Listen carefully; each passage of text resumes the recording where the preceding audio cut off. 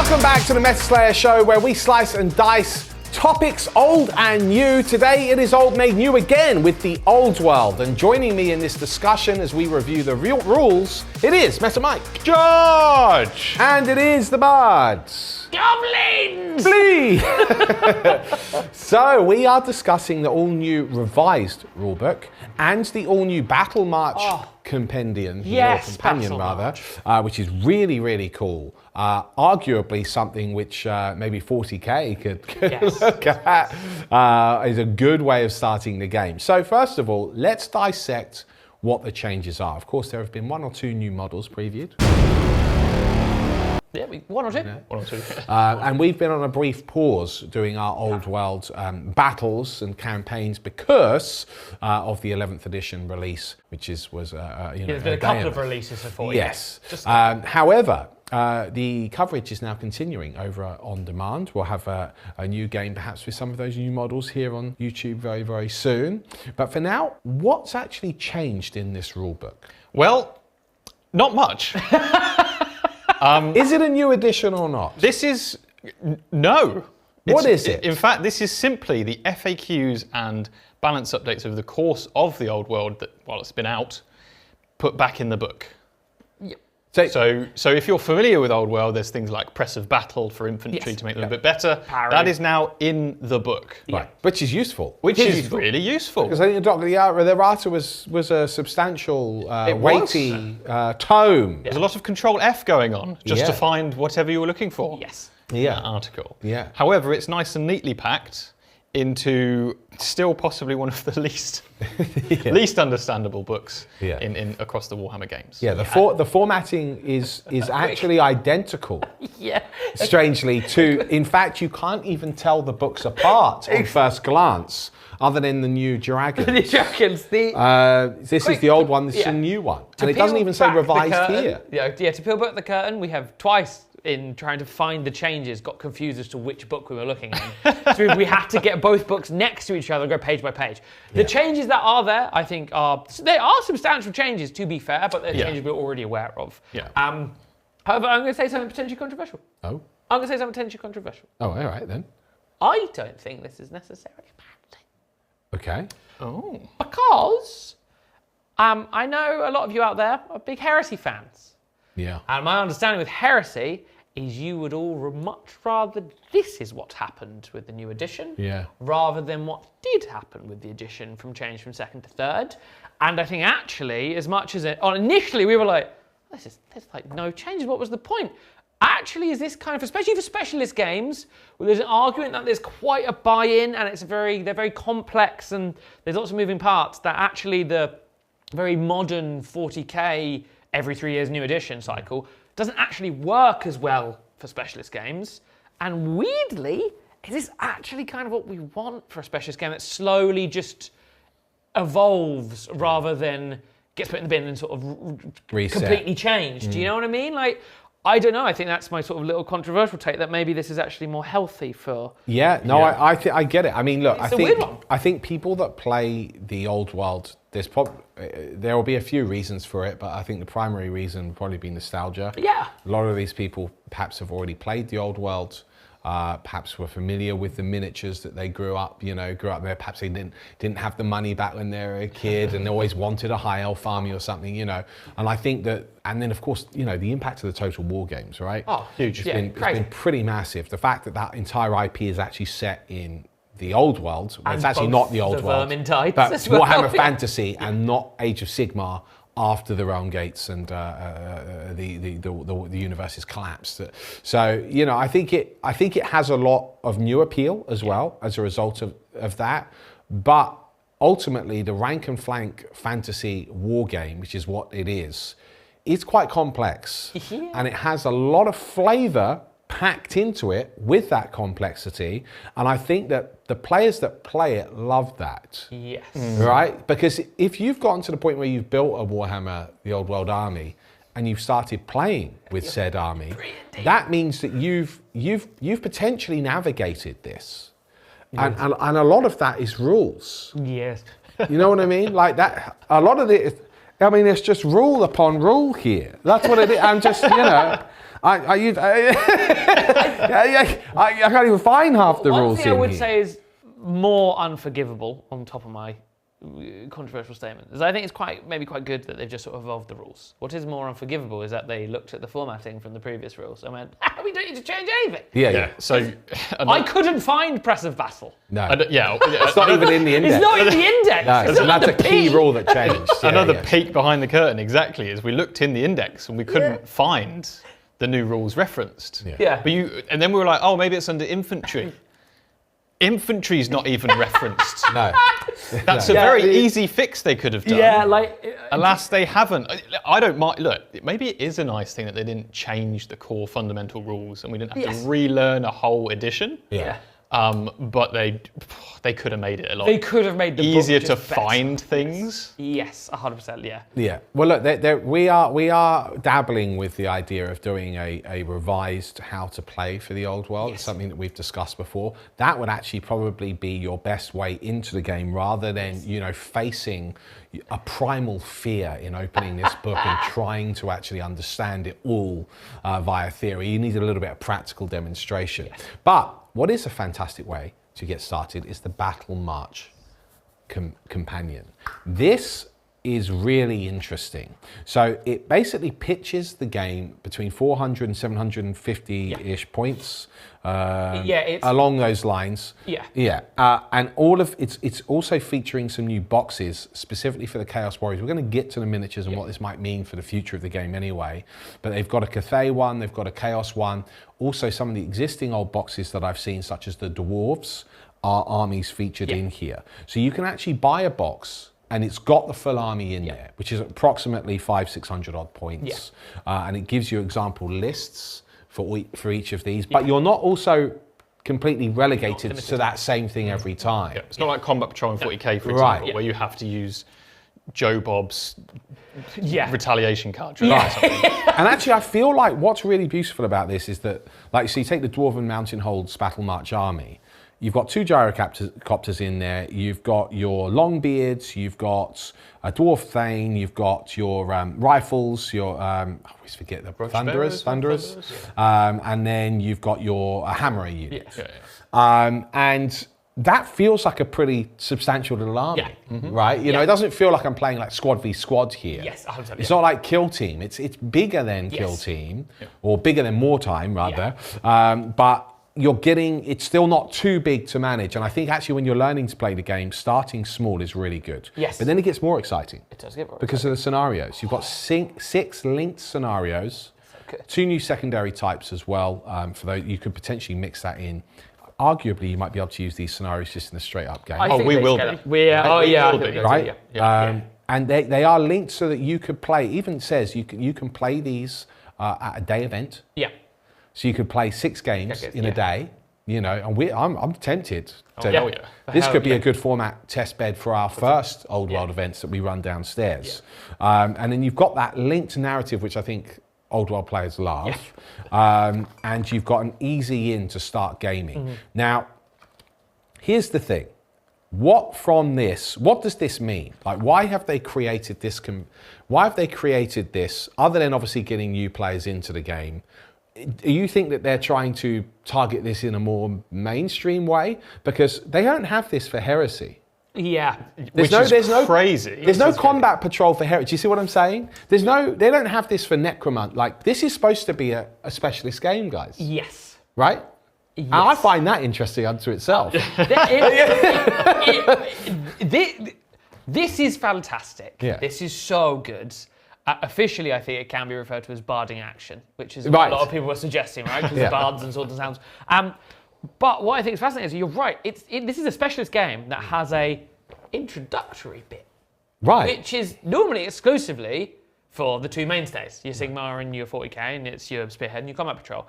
I know Spearhead seems to be quite popular. Yeah, right. And I think a lot of people play it. It's really popular. Combat Patrol could learn an incredible amount from this, because this is how it should be done across the board. Because what's great about this is it's not, here's a different game with similar concepts This is very much like, it even says you can start at 400, and we recommend over the 6 initial games, you go up 100 points each time. Right. So the idea is you never played before, start with 400 points, and then maybe add in another 100. And then it feels like it's like a mini escalation for you and a buddy to figure out how the game operates. And that is an incredibly mighty tome. It is. And we know from playing Old World, the more units you have, the more random special rules come up. Yeah. And this is, let's strip it back to 4 key things. You might have, there's also big restrictions on what you can take in terms of army composition, but all keeping you within the confines of your choice with your opponent of 400, 750. Even says, recommends you can unbalance armies. It doesn't need to be matched points. But we've got battlefield effects in the scenarios as well, which you can choose to use, like an added 40k twist if you like. One of the best things about this is the reason people don't play Old World, or one of them, is because of the army size. Buy-in, right? You see these big blocks of infantry, and you're like, I don't want to paint that. Yeah. I'll play 40k because I can paint 10 Space Marines and do that a few times. Yeah. But with Old World, I don't want to paint 30 people to go in a single unit. Yeah. Well, here now you can paint 10 or 20 for that unit, depending on the faction you pick. And unlike Combat Patrol, where it's basically impossible to add a different unit in because it's so rigid on what you have to take in Combat Patrol, you can swap one of these units out in here and just add on a whole new unit. You can pick up anything in your faction, paint it, and just chuck it on whatever you've got. And you can now expand fully and completely fluidly to the actual core game. Yes. You don't have people who have played Combat Patrol walking into a shop and going, oh, I'd like a pickup game.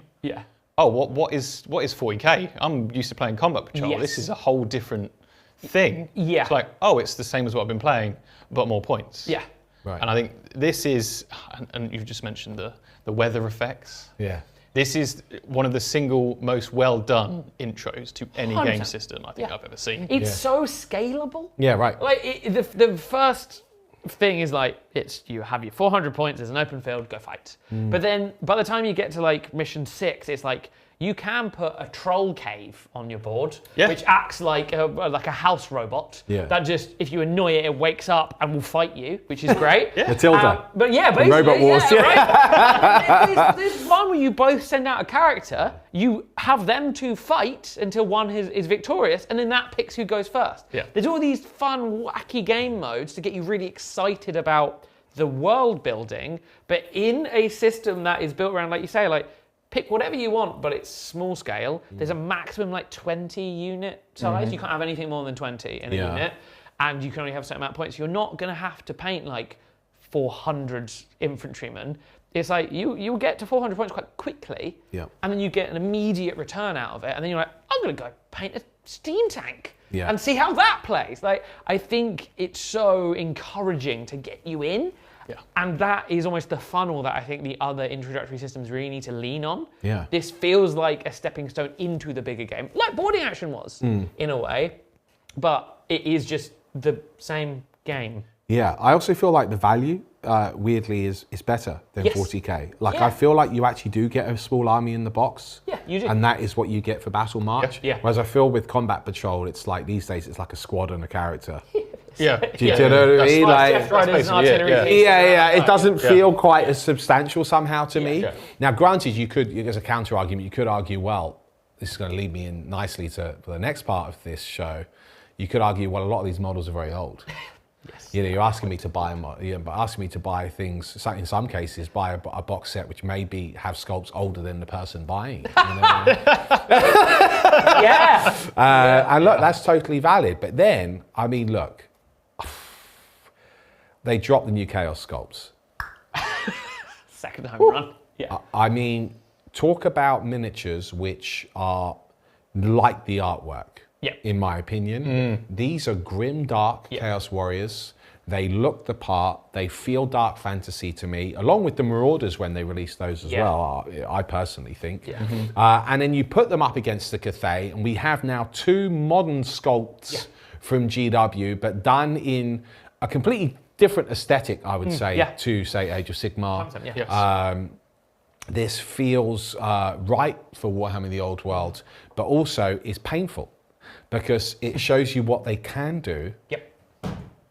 But the question is, are they going to now continue? Yes. Because they've just effectively re-sculpted almost the entire, forgive me, Chaos range. Which is a huge player. Right. In that one of world. the main factions. Then they don't have new Chosen yet.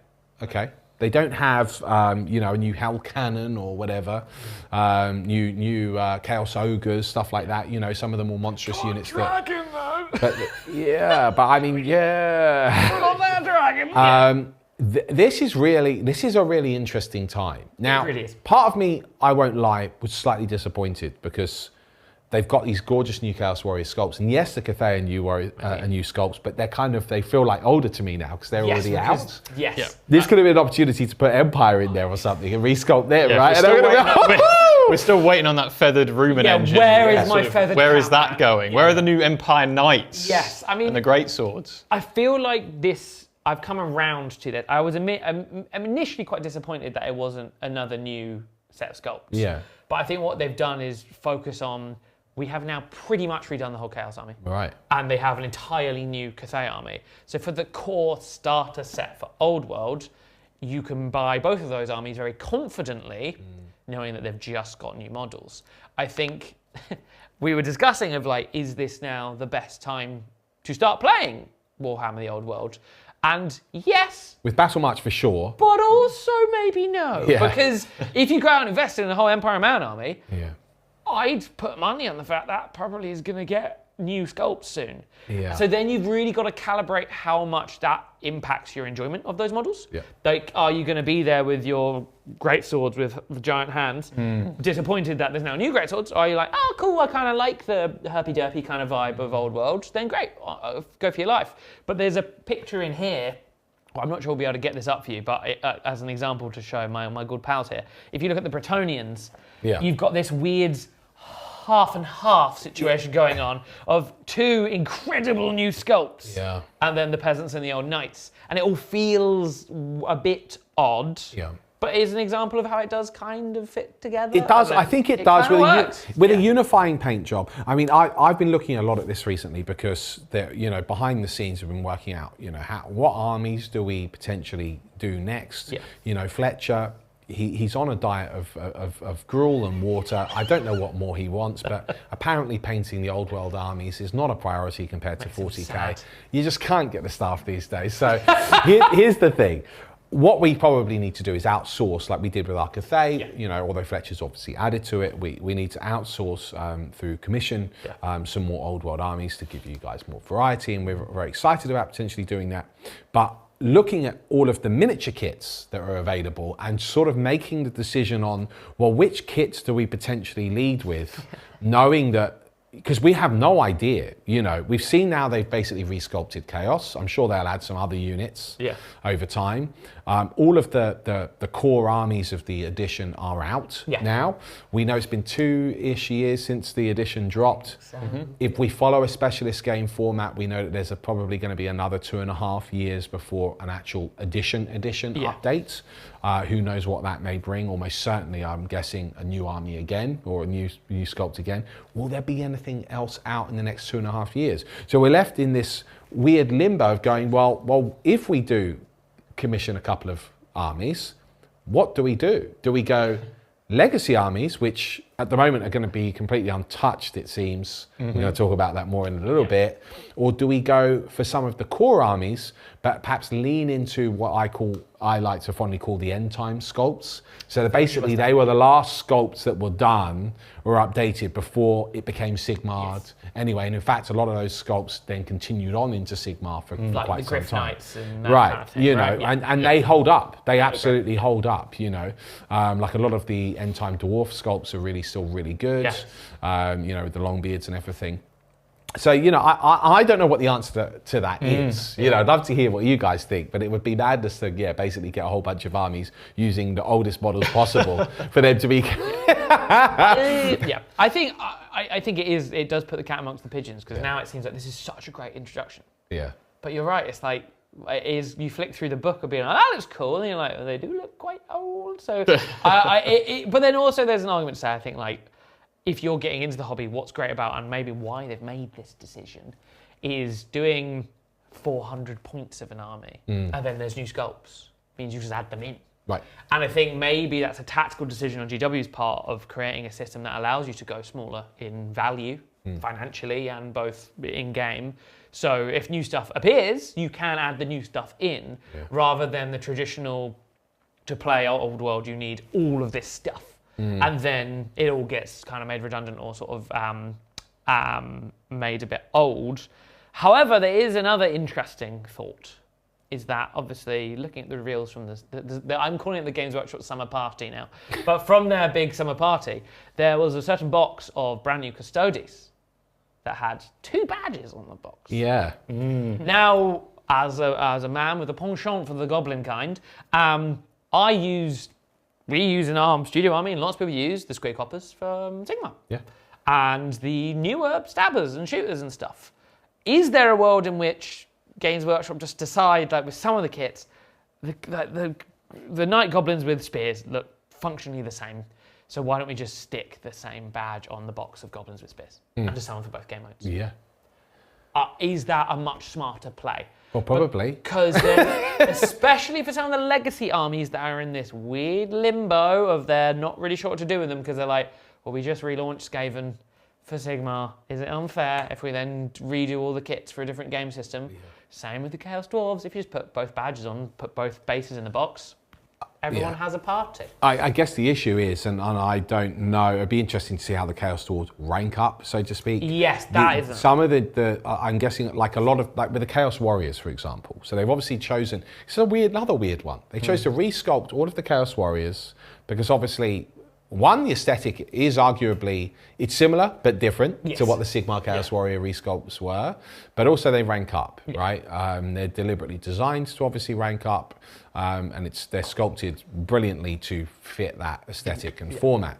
However, it is a weird one that a lot of the Sigmar Chaos Warriors are really fantastic sculpts and look good, but they did choose to then redo them, despite the fact that I've seen a lot of people in Old World using those new sculpts just for their Chaos Warriors anyway, and trying to make them fit, numbering them to make them fit and rank up. I don't know if all of the existing Sigmar range will rank up well, generally speaking, for Old World, but what it does seem to me is a bit of an arbitrary, because what you do have is an entire Sigmar army which was released back to Old World, i.e. the Beastmen. Yes. That's so weird. Absolutely. Still. It's the weirdest thing. It is. So odd. Very peculiar. Legends out of Sigmar. So let's go over. There's a couple of other things to address with what this potentially means for Old Worlds. We know that we've seen, there were some Kislev illustrations featured. They're on the way. Oh, can I put on my tinfoil hat? Go on. Oh, I can't tell which book it is. Can I have this book? This is the new one. This is very tinfoil hat. But those of you with both copies of the rule book, if you open the first page, the map is functionally almost exactly the same, except they've renamed the Kislev icon. Yeah. It's the same icon with the polar bear and the sort of like fun building behind it, but they've renamed it, and there's far more stuff up in that region. Right. Like orcs are moving up that way, there's more chaos movement, all going towards the Kislev area of the map. Right. So it's sort of like, are we going to see Kislev soon? Much like Cathay was sort of teased and then appeared? Well, yeah.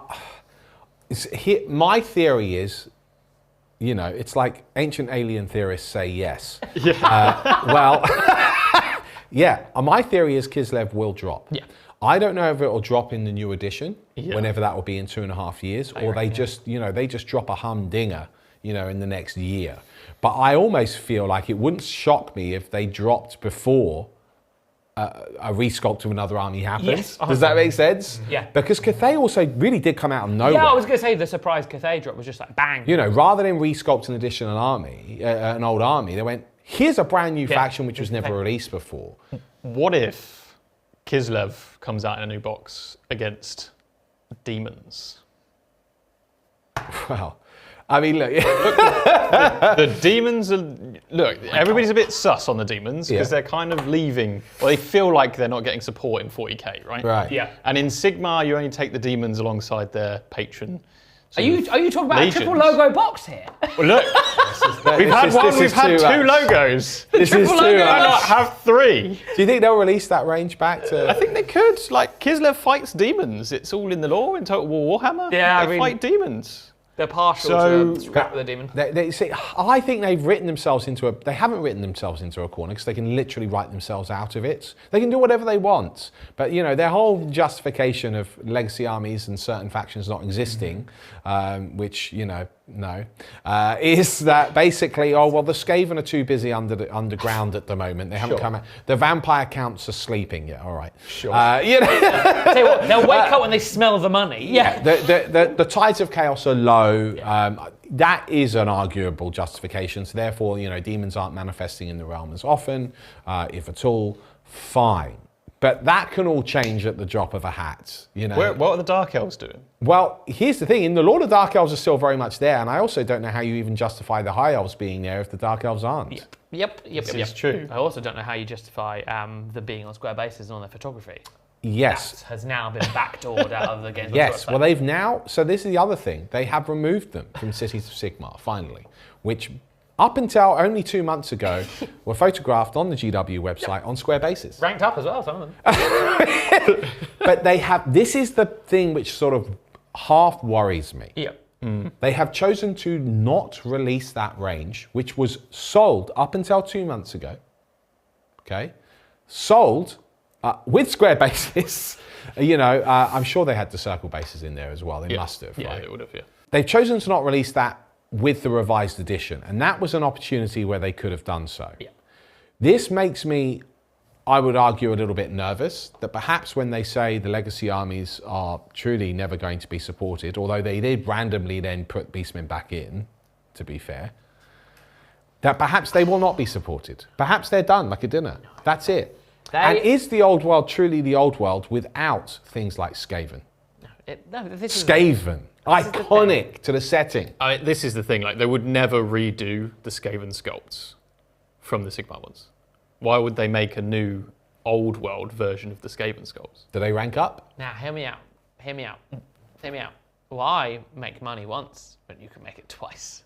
Right? The argument is, why did they bother resculpting any of these new Chaos guys? Why did they bother only now- resculpting the Custodes? Yes, precisely. I'm a firm believer that legacy is a matter of time and a matter of us constantly applying pressure. Yeah. Because eventually it's going to look very embarrassing for Games Workshop when they say legacy isn't allowed. And then everybody that plays Old World goes, cool. Anyway, here's my Skaven on the table and my Vampire Chaos. Yeah, I mean, everyone's ignoring them outside of the GW. It's starting to look a bit anyway. petty. Yeah. Do you know what I mean? It's getting a It bit is, silly. You're not allowed to use your vampires. It's like, I'm going to use them. Yeah. Like, oh, okay, cool. Oh, okay. I mean, we're even when I've said when we eventually run events, which would be the goal with Old World, that legacy armies would be allowed. Yeah. Whether we use things like the Renegade Faction Pack or not, would be up. I know that the German competitive scene has some fantastic rules in place for them to, like, especially to, nerf some of the more powerful things which vampire counts can do, for example. So there are already community-based packs 100%. out there which allow you to use these factions, which people obviously want to use.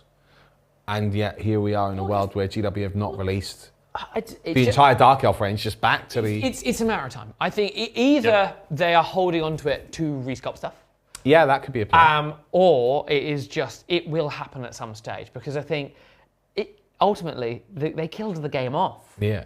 And then it somehow come crawling back from the dead, basically, because everyone was like, I'm just going to go carry on playing it. The games up, like, oh man, we should probably just support this thing because people are really enjoying it. And I think I'm confident in definitely vampires are only a matter of time. I think, because I think it's just easy. They can just, those old. You think they'll bring back vampire counts? Those Blood Knights, right? Like if you're, I'm Mr. VP of Games Workshop, and I go onto eBay and put in Blood Knights Old World and see the ludicrous amount of money that 5 Blood Knights will run you up, like the old classic sculpt, I'd be like, oh, let's just release it again in plastic, and everyone will buy it for a reasonable price. And then I just, the cynic in me is just like, it's just almost free money for Games Workshop. Just release the sculpts they already have. The only issue they have is it treading on the toes of their other game system. Right. Well, I think that's the justification so far. And that's but then dwarves are dwarves, right? Yeah. Cities of Sigmar is Empire of Man. And there's enough toe treading going on already. It just seems arbitrary at this stage to hold back some of the factions. Yeah, Sigmar is now treading in the direction where there are very few sculpts that are crossing over. So Cities of Sigmar was a very recent release. Yeah. And actually that dropped a lot of the old world range of dwarves and elves and stuff. How about those new ogre kingdoms though for well, this is the thing, like new ogre kingdoms, I mean, it kind of cements their place in Sigmar. Right. But what if the boxes come out and they've got a bit of blue on them and it says the old world as well? Like, you know, down the line, imagine? Down the line, this is a thing that could happen. The sculpts are just sat there. Yeah.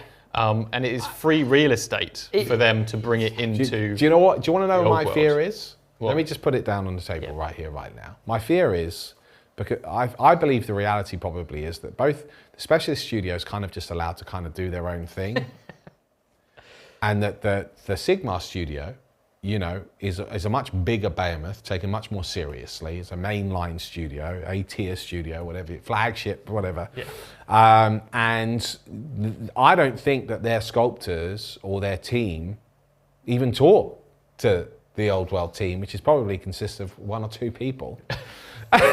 Great job if you're one of those 2 people. Yeah, you know, and cooking, man. I think all that probably happens is that the Sigmar studio says, no, you can't have that, or yes, you can have that. I've already made ogres.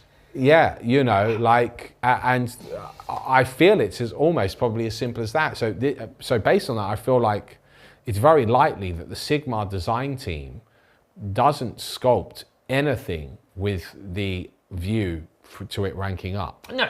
Right? And therefore, you're kind of left in this weird thing where you are, if they get authorization to redo something for Old World, it's weirdly like doing a variation of the sculpt which has already been redone, which arguably these new Chaos Warriors kind of are, although my personal taste, I actually think the new Chaos Warriors are better than the Sigmar Chaos Warriors. I think they're the best version of Chaos Warriors I've ever seen. Yeah, they're incredible. Yeah. So, you know.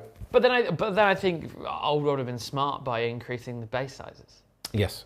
Because a lot of the old rank of especially small infantry like Skaven, there's no way you're getting a Sigmar clan rat on the old bases. Whereas now there's actually kind of a bit of room around them. Yeah. Like if you think of the peasants now, they've got like half a hectare of field around them.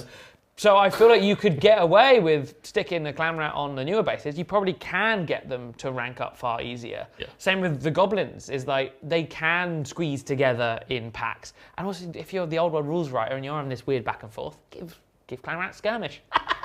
And then you can amalgamate them. I think there's enough clever rules design you can do to make the game work with the models that are available. I just think it just seems like such a very arbitrary and then like petty restriction to not allow the Legends armies or the Legacy armies back into Old World. And I think it's important. I think, as you said, we need to keep banging that drum. Yeah, 100%. Like, I think Old World is a real testament to the community's power to impact a company's product. Yeah. And it's absolutely fantastic that our desire to play Old World has created a fantastic way to get people into Old World through this Battle March thing. It's created the opportunity to make new Chaos Warrior sculpts. Because on the release of the Tomb Kings and Bretonnians, there was probably not even a glimpse in anyone's eyes to redo the Chaos Warriors. Yeah, exactly right. Yeah. But down the line now, they've realised, people love this game. Yeah. And now it's fully available. People can get into it easier. If we keep going in this direction, we might get those things back that we want. We might get the legacy armies that are maybe not in Sigmar, like the Dark Elves or whatever it might be, back into the Old World. Yeah. And I think that's absolutely fantastic. I think it's cool. We've got Beastman. Well, what do you guys think? Well, join in the comments where you can perhaps pitch your bets. Will a legacy army return in the next 2.5 years, or will it just be a brand new faction? Are Kislev on the way? I think for me, I'd be willing to place a bet that Kislev are going to come into the fray. Yeah. It's all about now that I've seen this investment, because this is a clear investment, a redesign of a mainline faction, a new core box, and for the first time ever, a specialist game with a getting started compendium, basically. Really odd move. Also, Chaos are up north, as are Kislev. They are indeed. We'll join you in the comments and we can discuss this further. For now, I've been Lawrence, he's been the Bard, and you've been the Meta Mike. We'll catch you in another Meta Slow very soon. Bye-bye. Want more tabletop tactics? Then get yourself an on-demand membership. You get at least 3 additional shows every single week, covering Warhammer 40,000, Warhammer the Old World, and much more. That's right, each month our members can enjoy 8 exclusive battle reports, as well as our faction focus and codex reviews, get closer to the team with 4 exclusive talk shows, as well as full access to our thriving Discord server. Members can also benefit from a growing library of painting tutorials from our studio painter, and whilst you enjoy your hobby, you can binge our seasons of RPG content. Right now, members can access all of this and hundreds more shows for an introductory price of just $4.99 a month or $49.99 for a full year. Download our app or sign up on our website today and join our on-demand community.